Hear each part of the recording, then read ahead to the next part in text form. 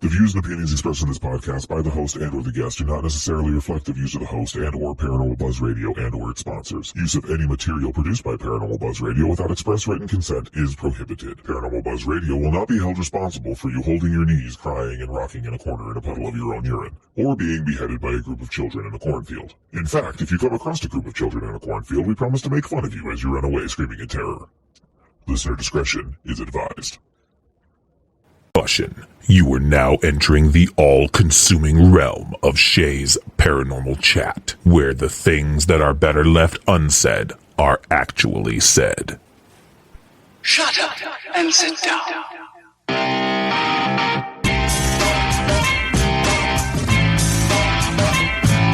You're listening to Shay's Paranormal Chat. Paranormal podcasting done Shay's way. Tons of fun. Dude, seriously? A bit sarcastic. Hashtag investigator, not hunter. But always real. Hashtag data, not evidence.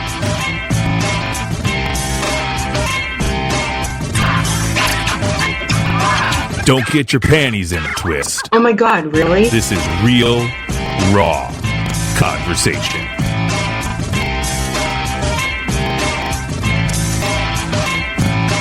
Ladies and gentlemen, welcome to the show.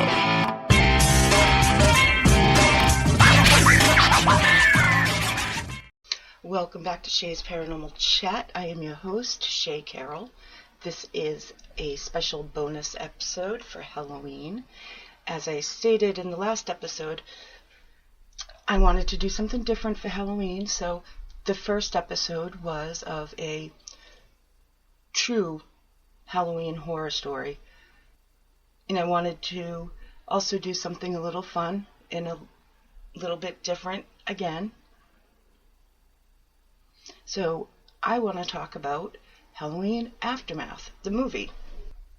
Right up front, I want to let you know I will be telling no spoilers. I will not be giving anything away, so feel free to listen even if you haven't watched it yet. And make sure you let me know if you agree or disagree when you watch it. Halloween Aftermath is a full-length 2025 film that is free on YouTube to watch, so just make sure you remember that. It is based on the original characters by John Carpenter and Deborah Hill. Written by Cole Tathman, directed by James Grimm, produced by Cole Tathman and James Grimm, music by Lucas Neep and Joshua Brazil. There are a lot of other producers, too many to name. We would be here all night if I had to tell you all the credits. According to my friend Google, a fan film is a non-commercial film created entirely of fans and not the original creators. But they do pay tribute to the original characters and the storylines. Now, let me tell you, when I said it's a full-length movie, I meant full length. This movie comes in right at 2 hours and 15 minutes.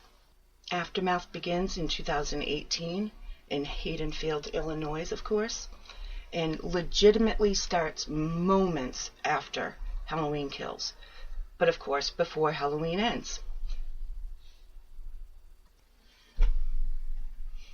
I absolutely love the Halloween franchise. I watch them every year, as a lot of people do. I even watched the stupid Toy Factory one. I thought overall this was a really, really good movie. I'm going to break it down a little bit into some categories, but overall, like I said, it was really, really good. I was very impressed, and at times I actually forgot that it was a fan film, so, which is high praise for me. Now, let's start with the storyline. The storyline was really good. Like, impressive. It fit perfectly in between the two movies. They did a great job tethering them together.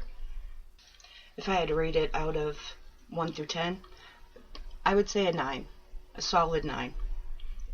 And we'll get back to the reason why I'm not giving it a 10 in a little bit. The acting, really good. Really, really good. For the most part. I would say 7 to 9 on a scale 1 to 10. They were really strong, but there was a few not so strong. But again, for fan film, really good. Their Michael, awesome. I think they did really, really good. I would probably say 9.5. Their camera angles, their camera shots, etc., the quality of the film, really good. 9.5, maybe even a 10. It was really, really good. Sound effects, I loved them. I really loved them. Probably a 10. Probably a 10. The music, awesome. I think they did an amazing job, which I would give them probably a 10 also. That's why I added the music credits in the beginning, because I thought they deserved a special shout out. So now for the downfall. The speed. The speed of the film was, how do you put this nicely? Very slow at times. Very slow. I would have to give it a 6. I think they spent a little bit too much time stretching out the introduction of the characters, for a lack of better term. Which is why I think the film came in at over 2 hours long. It was kind of slow at times. When it was good, it was really good. And then it would just way too long introducing characters, and they could have cut a lot out, would have made it go faster. And I think they have to, how do you put this? Trust their watchers to put some of these connections together. Because in my opinion, they also gave too much away at times. Especially in the very beginning. Like I said, it was very slow, a little drawn out, and they just didn't have enough faith that we could put some of the pieces together ourselves. That's just my opinion. Without, again, giving any spoilers away, there's at least one part where within 90 seconds, just from one comment and a look, I knew exactly where the storyline was going to end up. And once they revealed the full storyline on that part, it kind of fell flat. Like, it was just kind of there, but wasn't. And the ending, I could see a mile away. I knew how it was going to end. That's nothing new for me. That happens a lot, even with commercial films. Again, I think this movie is definitely worth watching. I'm just trying to be fair. I don't want to give it all good, all bad. So I just want to be fair and pointing out both. That's all. But I definitely think it's worth a watch. I really enjoyed it for the most part. And it was fun. And it filled, that void of missing Halloween movies. I'm wondering, honestly, what they spent making this movie. Because that's how good it looked. I've seen a few other fan films, not Halloween though. This is my first one for one of the Halloween movies. And they always fell short. But because of this movie, I might try checking out some more.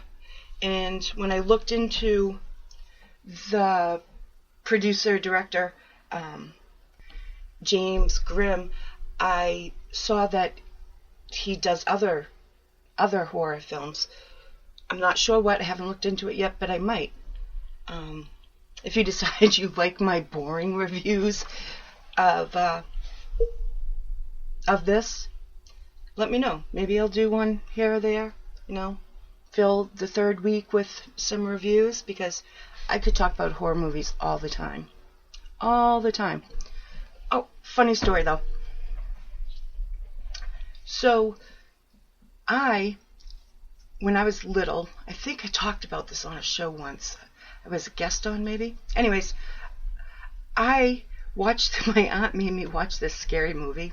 She's 5 years older than me, by the way. So I'm like, I don't know, 7, 9, little. And she used to make us watch scary movies. And this one creeped me out so bad that I stopped watching horror movies altogether. I mean, I was scared, like shitless. So then as an adult, or very young adults, let's say, I started getting into horror movies. And I started, I finished the Halloween series, all of them, Friday the 13th, Nightmare on Elm Street, da-da-da-da-da. And, so I really got into them. So I spent a lot of time catching up on things that other people my age, like, almost knew by heart. And the best thing is when let's see, how do I put this? I didn't see the original It until after I saw the new 1 and 2. So I watched 1 and 2, and then I had to go back and watch the original It because I had never seen it. My daughter thought I was crazy, and she was like, I forget how old she was. She might have been just about going into college then, and she loved it. She, read the books, and she's seen a lot of them, but Stephen King, that is. But she thought it was crazy because there's a lot of his movies I haven't seen yet, and I want to go back and check them out because he's from this, this neck of the woods, Maine. Anyways, I'm in New Hampshire, but speaking of It, did you guys watch It? HBO Max. Episode 1 came out. I watched it. I'm going to hold my judgment. I like it, don't get me wrong, but I'm going to hold my opinions on that. But yeah, that was good. Really good. And what else? Let's see. Oh, yeah, so I have to go back and check out Stephen King's stuff because a lot of it's sorry guys, I'm rambling, but that's okay. It, where Derry, Maine, was actually based on Derry, New Hampshire. So he liked to throw in those types of things. Oh my God, while we're talking about horror movies, I have to shout out The Strangers, Chapter 1 and 2. Now, I loved the originals. Loved them. I also probably watch them once a year. But The Strangers, the new ones, just came out 2024 and 2025, Chapter 1 and 2. And they're so new I had to rent them. Probably the best $24 I have spent in 3 months. They were so good. I'm very impressed by those ones. Yeah, let me know, you guys, what you think of any of these ones that I just talked about. Email me at paranormalbuzzradio@gmail.com. Send a message to the page, Paranormal Buzz Radio, on Facebook, Instagram, and maybe I will do this again if you like. Thank you guys for listening to my rambling tonight. And if you enjoyed this, if you like talking about horror movies, like I said, really, let me know because I'll do it every once in a while. I'll watch something new all the time and I'll let you know because I have fun doing this and it's different. It's not the paranormal, which I love, don't get me wrong, but something new, something exciting. And if you guys enjoyed it, please like or share or do both. And until next time, stay safe.